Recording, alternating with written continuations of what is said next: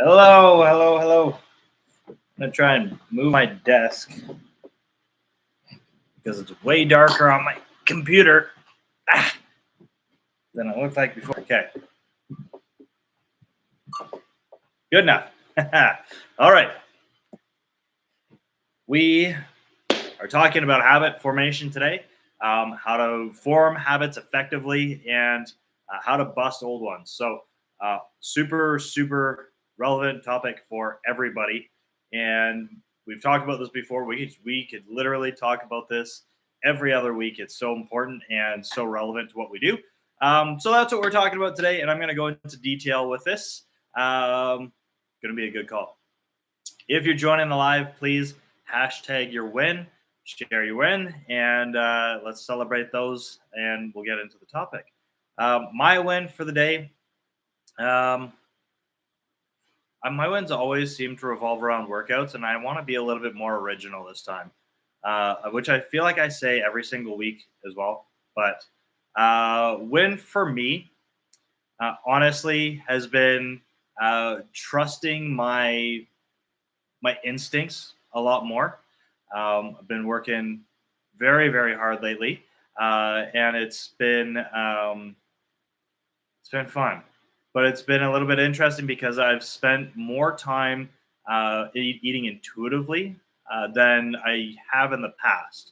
Um, it's an active choice. I've chosen to do this because I want to focus more on the things that I'm working on rather than focusing as hard on my nutrition as I used to.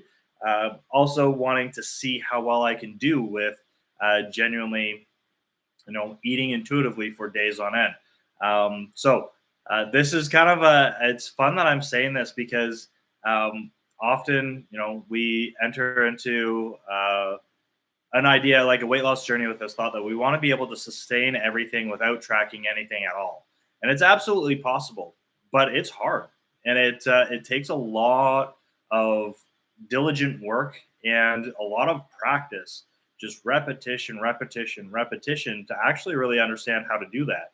And what I mean by that is I've been tracking my macros for uh, better part of 5 6 years, um, daily, like religiously been doing my like tracking my macros, and even 5 years in, maybe I'm on my sixth year, I can't remember exactly, but I still quite comfortable eating intuitively, but I'm also having days where I want to track just because I want to see how close am I. Am I under eating? Am I overeating? Where are things? And yeah, anyways, just wanted to touch on that because as I was saying, I thought it's an interesting thing. It's a goal for a lot of people, and it's a realistic goal, but it's one, I could do this a lot quicker than waiting 5 years. If you really want to learn how to eat intuitively, talk to Casey Wright because we have guides that will expedite this. One of them is the value of nutrition, where you're spending extra time.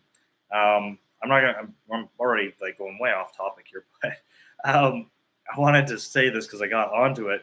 Uh, to really learn how to eat intuitively, you have to be able to recognize your plate, your hunger signals, all that sort of stuff. And so for me, I've done my macros, but I haven't really cared to learn how to intuitively eat. So I plug my food in and I do my thing. But if you really want to learn how to intuitively eat, you're intentionally plugging your food in, you're looking at what you're putting in, you're matching that with the portion size, and you're creating a visual memory of 100 grams of chicken looks about like this size. I have a lot of that knowledge in my head because the amount of times I've tracked a 200-gram portion of rice or a 200-gram portion of chicken is ridiculous at this point. But there's other foods that I don't know as well, and I could learn them a lot quicker if I paid the attention to the detail in actually doing that. But anyways, whole side venture. If you want to learn how to eat intuitively, use that. Oh my god, now I forgot what it's called. I literally just said it. I'm blanking on it. It'll come to me. Anyways, there's a guide. Ask me or ask Casey. It'll pop back in my head in like 2 seconds, or somebody can comment it because I'm sure you know. Value of nutrition. That one. Practice that guide because it'll help you learn intuitive eating a lot quicker. Anyways, moving on from that, we're talking about habit formation. So there are, where do we begin with habit formation? There's four main things that you want to do in order to create a habit effectively. So you want to make it that habit obvious. You want to make it accessible. You want to make it attractive, and you want to make it satisfying. So those are the four components. I'm going to comment them here. We want attractive. Oops. All right, I commented one at a time. We want attractive. We want it visible. Oh my god, man, my brain is not working today. We want it attractive. We want it obvious.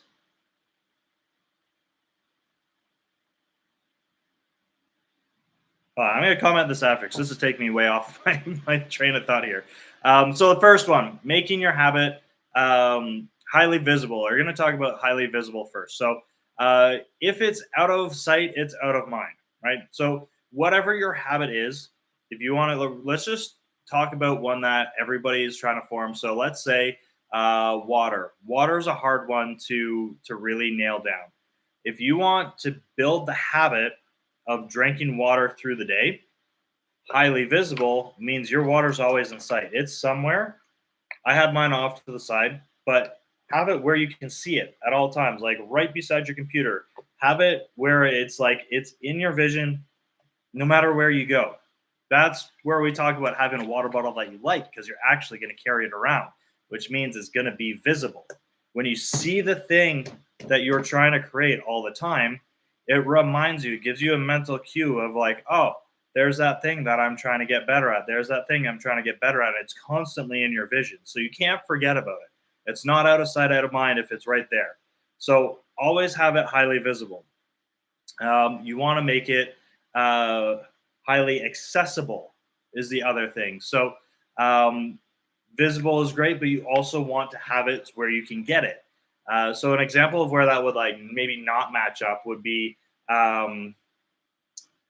let's say you want to build the habit of tracking your, let's stick to water. Let's say water. You want to build the habit of tracking water. You don't have your water bottle right in front of you.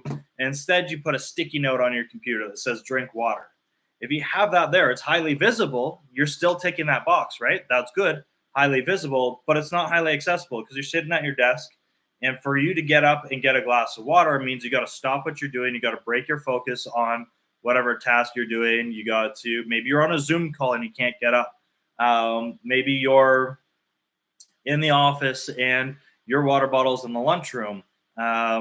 Maybe it's in your car. It's not accessible. So you can have highly visible. You can have that reminder, that thing that says, I want to do this. It's obvious. It's in front of you, but it's not accessible. It has to be accessible.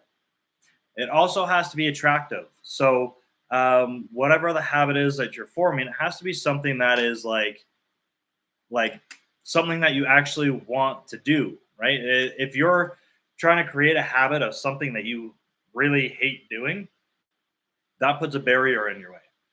And there's this part can get a little bit more complex. Let's say drinking water is something that you hate doing. It's not attractive to you. How can you make that more attractive? Well, there's more than one way to drink water. You don't have to just drink straight water. You can drink non-caffeinated tea. You can drink non-caffeinated, non-sugary, bubbly drinks. Oh, it still has some in it. You can put water flavoring in your water. That makes all of those things can make it more attractive. Drinking a delicious tea is definitely less boring than drinking water, right? So there's ways that we can create that attractive element to the habits, and I'll go through more examples as well. And then the last thing that the habit needs to be is satisfying. So if it's something that leaves you unsatisfied, so let's say all right, let's take water. Say that you're just drinking plain straight water, nothing else. That's attractive to you. you're okay with that. It's cool, but you just don't find water very satisfying. Like it's like, eh, whatever. I drank it. It's fine. I'm, it's not, doesn't really do anything for me. Puts a barrier in the way. Now we go back to literally the exact same thing that we said about attractive, and you use teas or bubblies or diet sodas or whatever it is. Um, it makes it more satisfying, or it can. Maybe you have a sweet tooth and you want to get more water in, but just drinking water isn't satisfying you. Having a diet Pepsi, don't have like 30 of them, have like one, maybe two a day or something like that. But having a diet Pepsi can be satisfying. It can satisfy that need or that desire to have something sweet, to have a carbonated drink, to have something with flavor, to have something warm, to have something cold, whatever it is that's satisfying to you, right? So, um, the way that I would set up it, like creating a water habit would be to go through those four things and go, okay, so um, how can I make this highly visible for myself? How can I make this um, um, why can I think of man? I'm really missing my words today. Accessible. So, how can I make this habit highly visible? How can I make it highly accessible? How can I make it something that's attractive to me? And how can I make it satisfying? Right. And if you can answer all those four questions, so it's going to be different for every person. Not everybody likes carbonated drinks. Not everybody likes plain water. Not everybody wants to use water flavoring. Um, there's so many different variables, and it's different for each person. So you go through that checklist yourself with whatever the habit is. It's going to help create a habit that is going to be worth building. Um, let's go through macros with the same example. So, if you want to get better and build a habit of tracking your macros, make it highly visible. How are you going to make it highly visible? How do you make macros, tracking your macros, highly visible? Well, there's a bunch of different ways, and this is one of my favorites because I will be completely honest, you can make it highly visible and very, very annoying for yourself, which is not a bad thing. Put sticky notes on every single food container that you put food in. Put sticky notes on your fridge door, put it on your cupboard doors, put sticky notes everywhere. You don't have to do this forever. You just have to do it until the habit's formed. But if you have sticky notes on the fridge, on your cupboard, on your food containers, if you put it on your wallet because you buy food, and you just have a simple sticky note that says track your macros, track your macros, track your macros, track your macros, highly visible.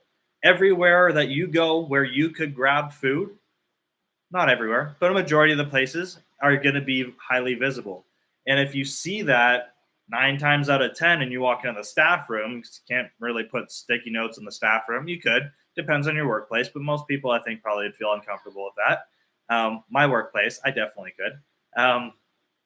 But if you go into the staff room and that's the one place you don't have it, it's still going to be in your mind because everywhere else you're around food, you see it and you start to associate food with that visual of track my macros, right? So highly visible. How do we make it highly accessible? Well, I mean, that's easy. Cell phones are like a lifeline these days. Nobody really goes anywhere without one of these suckers. So if you always have your phone nearby, which most of us do, highly accessible. That one's easy. That one's boxes ticked already. How do you make it attractive? Because it could be a task that's kind of monotonous, right? And this is where we need to get a little bit more creative of thinking like, maybe it's not attractive in this moment. Maybe right now, this second, as I'm literally about to put food in my mouth and I'm tracking my macros, not very, that just clicked for me right there. Make it so that you have to track your macros before you eat your food. Then it's attractive. If I track my macros, I get to eat my food and I want that reward. So attractive and satisfying right in the same spot there. That's short term. What I was getting at was the long term. We can also take this And rather than thinking just short term, we can think long term. How is this going to be attractive to me in the long term? Excuse me. So we want the result. We want to feel better in our bodies. We want to have more energy. We want to be able to wear the clothes that make us feel really good. We want to be able to go to the beach and not hide ourselves. We want to show up to the staff party and wear the dress that we want to. We want to go back to our family reunions and get comments. Whatever it is, whatever that like those driving forces are for you being here to get these results, that's part of your attractiveness in setting that habit of macros. You're thinking long term, it's going to be attractive because if I do this consistently, I'm going to get the result that I'm looking for, and that's definitely something I want. It's also something that's very satisfying. Um, but on top of that, it's just satisfying literally having that task done. It feels good to have taken care of yourself. When you track for a full day and you go to bed that night, it feels pretty darn good to be like, this is pretty satisfying. Like I did a great job. I tracked everything that I ate today, and I actually did what I wanted to do. So satisfying is one that could be fairly easy. Now, there's another principle outside of this that is also extremely effective, and it's habit stacking. So, um, going along with let's habit stack with water. Um, Habit stacking is simply taking a habit that already exists, something you're already doing every single day, and you're now stacking the habit that you want to develop in front of the habit that's already there. It always needs to be before. If it's after, it's too easy to skip. You've already done the habit that is existing. It's easy just to skip the habit that you're trying to form. But if you make it so you have to do the habit first and then you do the habit that you already have formed, it works a lot better. So habit stack. You can habit stack water with many different things. If you want to, if you drink coffee in the morning, um, make it a rule that you drink 500 milliliters of water before you touch your coffee. Coffee is something you're going to drink every morning. It's already there. It's a habit that's built. Water is the habit that you need to build. And so there you go. First 500 mils down before your coffee. If you do that, if you drink multiple coffees in a day, every time I drink a coffee, I start by drinking 500 mils of water first. You can stack it with your meal times and go every time I have a meal, I drink 250 mils of water with my meal. Um, there's just unlimited amounts of ways that you can do this. You just have to think about the habits that you have in place and how that this new habit that you're trying to form can fit with it. Macros are easy. Eating, we all eat. Make the habit that you track your macros before you put food in your mouth. Um, it's easy, right? You're gonna eat, so might as well track and then eat. The other way that you can habit stack macros would be if you do meal planning and prepping. When you prep your meals, you habit stack by plugging in as you're planning out what meals you're going to eat. You plan them out on your macro app. That's how you plan it, and then you have the habit of meal prepping already. Now you're just meal prepping using your phone as your guide, and that's already your macros are done, right? So many different ways that you can do it. Trying to think that we those are some of the main habits people struggle with. Uh, Training, going like exercising. There's ways that you can make all of this fit as well. Highly visible. If you want to work out in the morning, if you struggle to get workouts in, I highly recommend that you do them in the morning. Get the first thing, the hardest thing in the day done with right off the bat. Then there's nothing that gets in the way of it. You're never too tired. You're never out of time. Nothing's coming up. Like it's the first thing that happens. It's done. Um, how do you make it highly visible? Get everything ready the night before. Put your clothes out. Get your gym bag out or get your bands out, whatever it is. Get everything set up so the second you roll out of bed, everything is there. It's highly visible. You wake up, you know, there it is. I got to do this. I already planned for it last night. How do you make it accessible? Same thing. Everything's there. There's no barrier to getting ready for the gym in the morning because everything is already pre planned. I do this I have no problem going to the gym. I love going to the gym. It's one of my favorite things to do. But I still do this the night before my workout.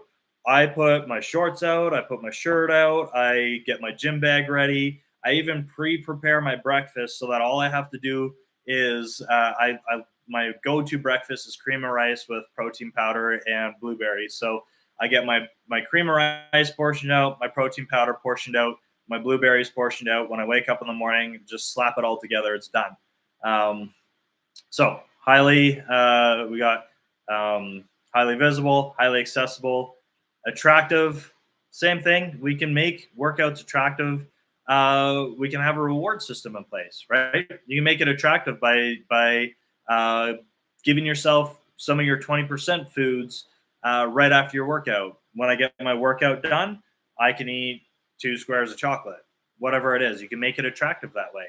And the satisfying one's easy because we actually have a natural chemical release that makes workouts satisfying. It's hard to be unsatisfied with a workout when you have a rush of dopamine that comes after. So that's habit stacking, habit building, and habit like destruction. Breaking old habits down is literally doing all of this in the reverse order. Whatever the habit is that you want to break apart, make it really like hidden, make it invisible, make it unattractive, make it unaccessible, unsatisfying. So if you have, let's say you have candy in the house and you struggle, you want to break the habit of mindlessly eating candy. Put it somewhere where you can't see it. Shouldn't be in a cupboard where if you open a cupboard to get something else that's there, put it in a cupboard that you don't really go in, so it's not highly visible anymore. Um, you can use one of those really awkward cupboards. I'm pointing at my fridge, one of those really awkward cupboards that are over top of the fridge that are really hard to get to. So now you have it's not highly visible. It's not highly accessible because it's a pain in the ass to get in there. You got to drag a chair over there and move whatever's on top of the fridge if you have stuff up there, and then you got to go get it. You can make it unattractive by, I mean, if you want to break the habit, it's already kind of unattractive to you, right? We don't really often want to break habits that we like. We see a habit that we know is probably not the best for us, so it's not really that attractive. Eating candy can be satisfying, but we can make it unsatisfying by going, oh, you know what, like that ate into my 20% nutrition, and which is fine. You can use candy for your 20%, but if you're trying to break the habit, then it eats into, excuse me, your 20% of your nutrition, which takes away from the 20% that you have planned later. And that's kind of unsatisfying because you've now done something impulsively that you didn't really want to do, and it has consequences for later, which means you can't eat everything that you had planned for later in that 20%. I hope that all makes sense. Now that I have this organized in my brain, I'm going to put this in here. So the four keys to habit formation. Hit enter. Highly visible, highly accessible, highly attractive, and highly satisfying. Oh, there. Now we have them in the chat there, so you can see it. And that's it. It takes about 25 consecutive days to effectively establish a habit. If you have a break in that 25 days, it kind of resets the clock, and you have another 25 days for that habit to fully root. Eventually, it will root. But if you really want to kickstart a habit, make it your mission and just go like the next 25 to 30 days are an all out sprint. I'm going to give everything I have to this. And then this level of intensity towards this habit that I want to form isn't sustainable in my current state right now. But I'm going to spend the next 30 days just to establish the habit. And then at that point, I won't have to be so fixated on it. And by the time you get to that 30 days, is again like it's going to be a habit. It's not going to be hard anymore. It's not going to be this mental grind. But sometimes you have to push the car up the hill to be able to coast down it afterwards, right? So um, that's kind of my parting advice: is if you want to establish a habit quickly, just go all out on it. Like full commitment, make it your mission, make it the num like set it as your screensaver, put a million reminders on your phone, and just go all out for 1 month on it. And at the end of that month, it won't feel like you're going all out anymore. It'll just be something that you do like brushing your teeth. Um, a habit that we all have, right? It's we just naturally do it. It's not annoying. It's not a pain in the butt. It's just something we do, and that's what happens with these habits. It's what happens with macro tracking once the habit is fully established, right? All right. So if you're watching on replay, hashtag replay. Drop your biggest takeaway and drop your win. And as always, if you have any questions, let us know. Drop them in the comments, tag us, ask us on the training app there, and have a wonderful Tuesday night. We will see you all on Casey's Live on Friday.